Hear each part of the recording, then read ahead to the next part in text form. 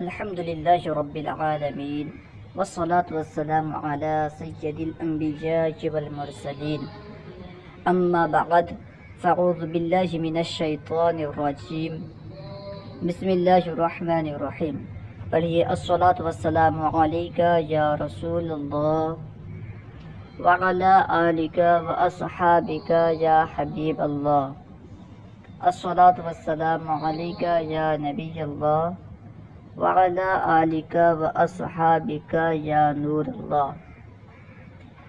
اس سے پہلے ہم پڑھ رہے تھے قضیہ حملیہ کی تقسیمات کو۔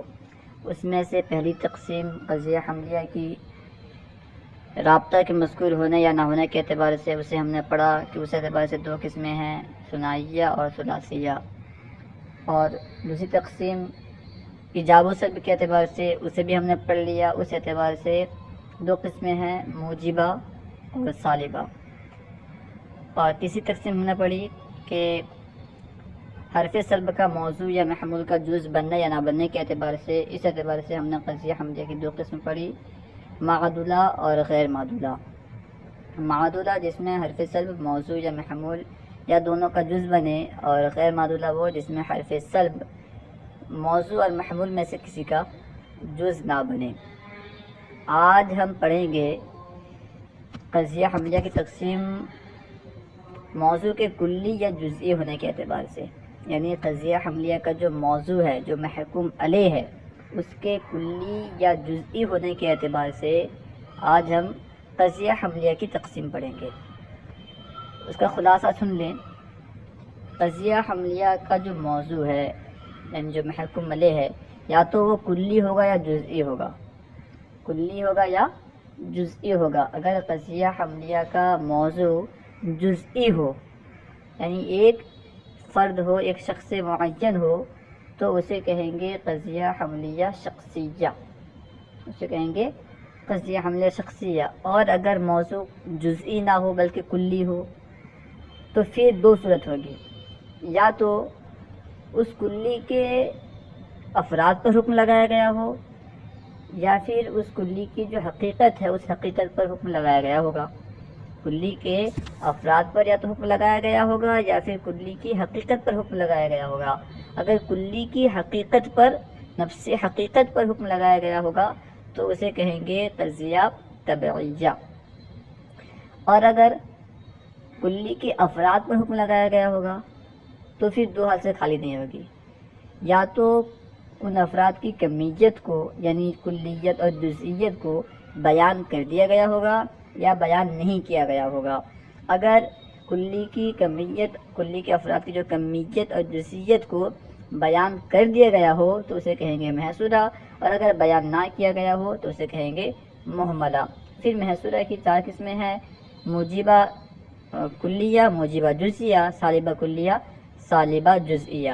اس کے بعد ہم سور کی تعریف پڑھیں گے کہ سور کسے کہتے ہیں، اور سور کی وجہ تسمیہ پڑھیں گے، اور محصورات اربعہ کا سور کیا ہے اسے پڑھیں گے۔ یہ آج کے سبق کا خلاصہ ہے۔ تو آئیے ہم شروع کرتے ہیں۔ اس سے پہلے آپ سے عرض ہے کہ آپ ہمارے چینل فیضان درس نظامی کو ضرور سبسکرائب کریں تاکہ آپ ہمارے نئے ویڈیو سے مطلع ہو سکیں۔ صلو علی الحبیب۔ تو آئیے شروع کرتے ہیں۔ سبق نمبر 31، موضوع کے کلی یا جزئی ہونے کے اعتبار سے قضیہ حملیہ کی تقسیم۔ موضوع کلی ہے یا جزئی ہے، اس اعتبار سے قضیہ حملیہ کی تقسیم۔ اس اعتبار سے قضیہ حملیہ کی چار قسمیں ہیں۔ موضوع کے کلی یا جزئی ہونے کے اعتبار سے قضیہ حملیہ کی چار قسمیں ہیں۔ نمبر 1 قضیہ شخصیہ، نمبر 2 قضیہ تبعیہ، نمبر 3 قضیہ محصورہ، نمبر 4 قضیہ مہملہ۔ ہر ایک کی تعریف بھی بیان کریں گے، مثال بھی بیان کریں گے۔ نمبر 1 قضیہ شخصیہ، وہ قضیہ حملیہ۔ قضیہ شخصیہ وہ قضیہ حملیہ ہے جس کا موضوع جزئی حقیقی یعنی شخص معین ہو، جیسے حضور سید عالم نور مجسم شفیع معظم صلی اللہ تعالی علیہ وسلم غیب بتانے میں بخیل نہیں ہیں۔ اس قضیہ میں دیکھیں یہاں پہ جو اس قضیہ کا موضوع ہے کہ سید عالم شفیع معظم صلی اللہ تعالی علیہ وسلم غیب بتانے میں بخیل نہیں ہے۔ اس قضیے میں جو غیب بتانے میں بخیل نہ ہونا، غیب بتانے میں بخیل نہ ہونے کا حکم لگایا گیا ہے سید عالم شفیع معظم صلی اللہ تعالیٰ علیہ وسلم پر، تو اس لیے یہ قضیہ کیا ہے؟ قضیہ شخصیہ ہے۔ اور دیکھیں جیسے زید قائم، یہاں پہ قائم ہونے کا حکم لگایا گیا ہے زید پر، جو کہ ایک امر شخصی ہے، جزئی حقیقی ہے، یعنی ایک شخص معین ہے، جو کہ ایک شخص معین ہے زید، اس لیے کیا ہوگا؟ یہ قضیہ شخصیہ۔ اس کو قضیہ مخصوصہ بھی کہتے ہیں، قضیہ شخصیہ کو قضیہ مخصوصہ بھی کہتے ہیں۔ تنبیہ: جس قضیے میں موضوع کی جگہ اللہ تعالیٰ کا مقدس نام ذکر کیا جائے اسے قضیہ شخصیہ ہرگز نہیں کہنا چاہیے، بلکہ اسے قضیہ مقدسہ کہا جائے۔ یعنی جس قضیہ میں موضوع کی جگہ اللہ تبارک و تعالیٰ کا نامی اسم گرامی ذکر کیا جائے تو اس قضیے کو قضیہ شخصیہ نہیں کہنا چاہیے، بلکہ قضیہ مقدسہ کہنا چاہیے۔ جیسے یہ قضیہ اللہ احد، اس قضیے میں دیکھیں موضوع لفظ اللہ ہے، تو اس قضیے کو قضیہ مقدسہ کہنا چاہیے۔ اللہ ربنا، اس طرح الرحمن علم القرآن، ان تمام مثالوں میں موضوع کی جگہ اللہ تبارک و تعالیٰ کا نام ہے یا صفت ہے۔ نمبر 2، قضیہ طبعیہ۔ قضیہ طبعیہ کسے کہتے ہیں؟ تعریف فرما رہے ہیں، وہ قضیہ حملیہ جس کا موضوع کلی ہو اور محمول کا حکم موضوع کی نفس حقیقت پر لگایا گیا ہو۔ جس کا موضوع کلی ہو، دو چیزیں، ایک تو اس کا موضوع کلی ہونا چاہیے، دوسری بات جو محمول کا حکم ہو اس کلی کے نفس حقیقت پر لگایا گیا ہو۔ جیسے الانسان نوع، انسان نوع ہے، اس مثال میں نوع ہونے کا حکم انسان کے افراد زید و بکر وغیرہ پر نہیں بلکہ نفس حقیقت پر لگایا گیا ہے۔ انسان کے جو افراد ہیں زید، بکر، خالد وغیرہ، یہ نوع نہیں ہے بلکہ نفس انسان کلی جو ہے اس کی حقیقت کیا ہے؟ نوع ہے۔ نوع انسان کی جو حقیقت ہے وہ نوع ہے، نہ کہ اس کے افراد۔ اس لیے یہاں پہ نوع ہونے کا حکم جو ہے یہ انسان کے افراد پر نہیں بلکہ اس کی حقیقت پر ہے، تو اسے کہیں گے قضیہ طبعیہ۔ نمبر 3، قضیہ محملہ۔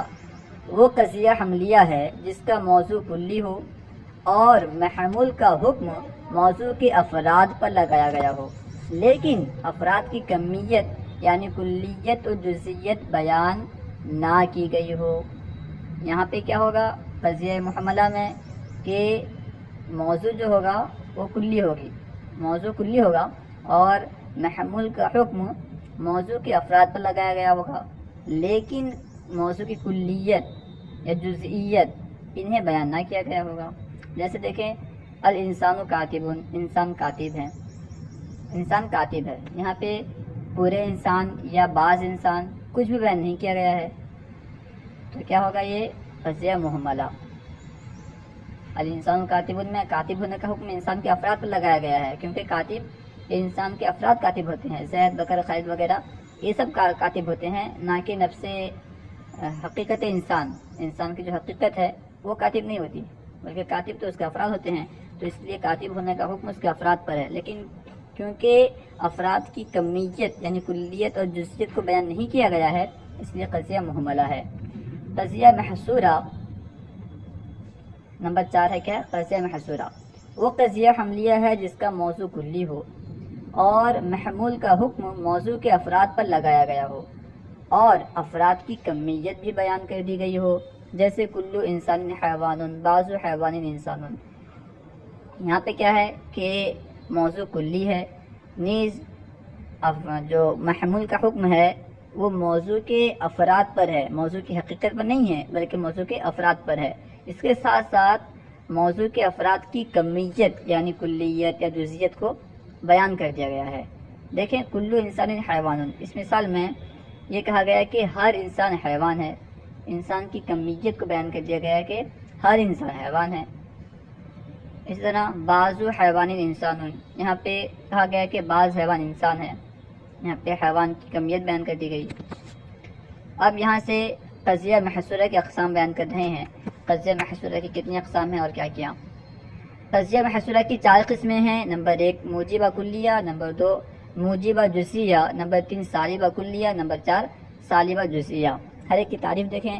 نمبر 1 موجبہ کلیہ، وہ قضیہ محصورہ جس میں محمول کا حکم موضوع کے تمام افراد کے لیے ثابت ہو. موجبہ کلیہ کسے کہتے ہیں؟ وہ قضیہ محصورہ ہے جس میں محمول کا حکم موضوع کے تمام افراد پر ثابت ہو، تمام افراد کے لیے ثابت کیا گیا ہو. جیسے کلو انسانی حیوان، یہاں پہ حیوان ہونا انسان کے ہر افراد کے لیے ثابت کیا گیا ہے. کلو انسانی حیوان، اس مثال میں حیوان ہونا موضوع یعنی انسان کے ہر فرد کے لیے ثابت کیا گیا ہے. تو یہ قضیہ محصورہ موجبہ کلیہ ہے. نمبر 2 موجبہ جزئیہ، وہ قضیہ محصورہ جس میں محمول کا حکم موضوع کے بعض افراد کے لیے ثابت کیا گیا ہو، اسے کہیں گے موجبہ جزئیہ. جیسے بعض الحیوانی انسان، یہاں پہ انسان ہونے کا حکم موضوع یعنی حیوان کے بعض افراد کے لیے ثابت کیا گیا ہے. حیوان کے تمام افراد کے لیے انسان ہونے کا حکم ثابت نہیں کیا گیا ہے. تو یہ قضیہ موجبہ جزئیہ، قضیہ محصورہ موجبہ جزئیہ ہے.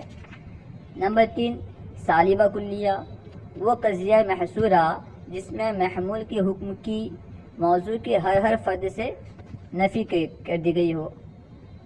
جس میں محمول کے حکم کی موضوع کے ہر فرد سے تمام افراد سے موضوع کے تمام افراد سے نفی کر دی گئی ہو. جیسے لا شیء من الانسان بحمار، یہاں پہ حمار ہونے کی نفی انسان کے تمام افراد سے کر دی گئی ہے. لا شیء من الانسان بحمار، انسان میں سے کوئی بھی گدھا نہیں ہے.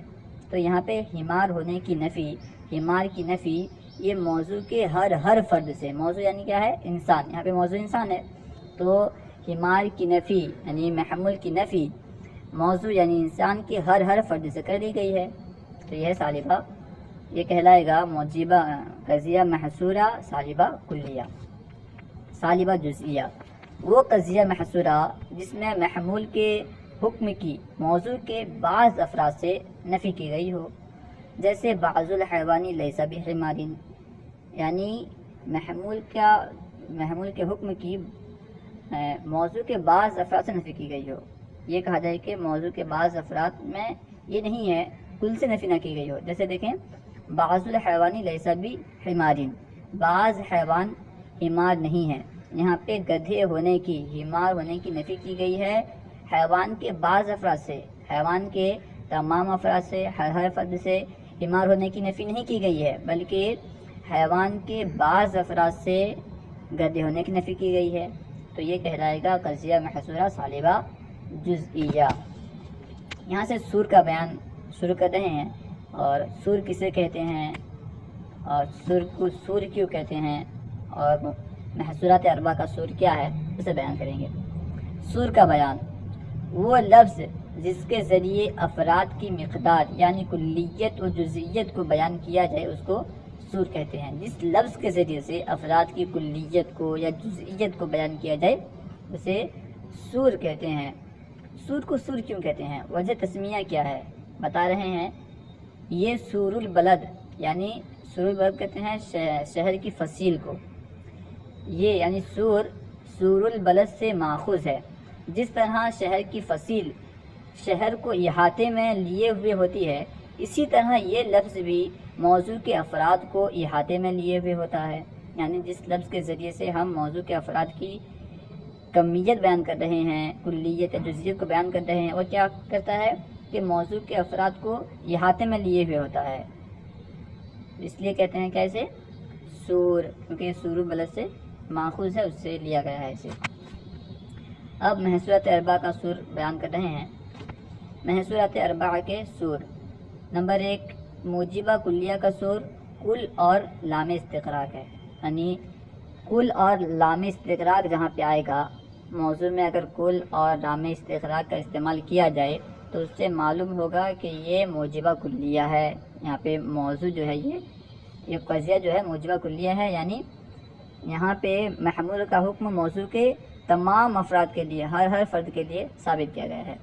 دیکھیں جیسے کلو انسان حیوان، یہاں پہ دیکھیں کلو انسان، انسان سے پہلے کل آیا، کل یہاں پہ سور ہے، کلو انسان، انسان سے پہلے کل آیا جو کہ سور ہے، حیوان، تو حیوان ہونے کا حکم انسان پہ لگایا گیا اور انسان کے تمام افراد پر لگایا گیا کیونکہ کل یہ کیا ہے، موجبہ کلیہ کا سور ہے۔ تو موجبہ کلیہ کسے کہتے ہیں؟ جس کے تمام افراد پر محمول کا حکم لگایا گیا ہو۔ تو یہاں پہ انسان کے ہر فرد پر حیوان ہونے کا حکم لگایا گیا ہے۔ دوسری مثال جس میں لام استغراق ہے، ان الانسان لفی خسر، بے شک تمام انسان، ہر انسان ضرور بالضرور خسارے میں ہے۔ یہاں پہ الانسان میں جو الف لام ہے وہ الف لام استغراقی ہے، اور الف لام استغراقی یہ تمام کو گھیر لیتا ہے، تمام کو گھیرنے کے لیے آتا ہے، تو یعنی اس نوع کے، اس جنس کے جو تمام افراد ہیں تمام کو گھیر لیتا ہے الف لام استغراقی۔ تو یہاں پہ کہا جا رہا ہے کہ انسان کے تمام افراد یہ کیا ہیں، خسارے میں ہیں۔ لام استغراق ہے، اس وجہ سے یہاں پہ تمام افراد پر خسارے میں ہونے کا حکم لگ رہا ہے۔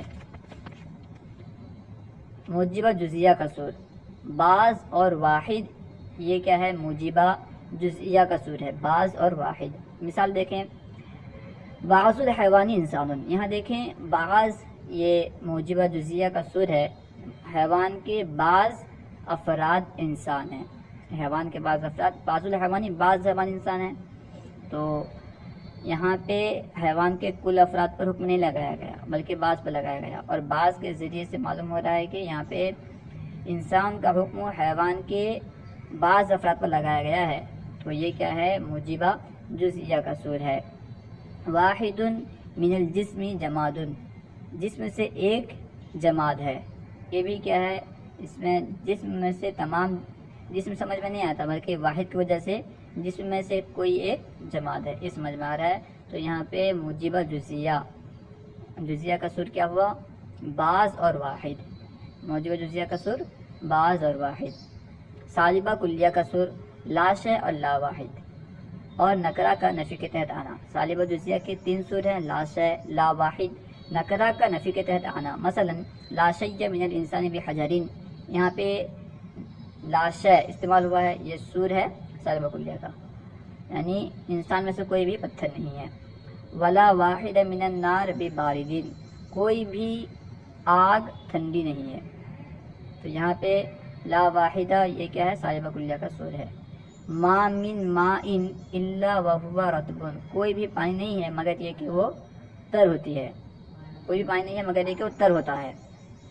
تو یہاں پہ نکرہ جو ہے ما ان، یہ نکرہ ہے کیونکہ یہ نفی کے تحت واقع ہے، ما جو کہ ما یہاں پہ نافیہ ہے، ما نافیہ کے تحت ما ان نکرہ واقع ہے، اس لیے یہ عموم کا فائدہ دے گا، تو یہ سالبہ کلیہ کا کیا ہوگا، سور ہوگا۔ ما من ماء، کوئی بھی پانی نہیں ہے مگر یہ کہ وہ رطب یعنی تر ہوتا ہے۔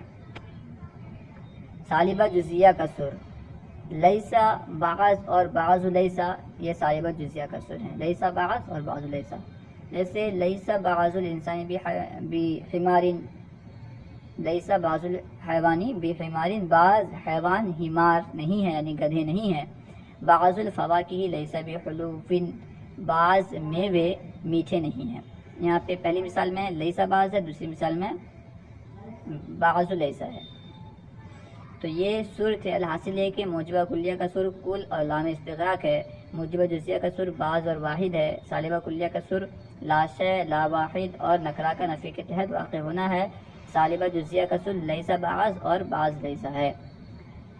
صلو علی الحبیب صلی اللہ تعالی علی محمد۔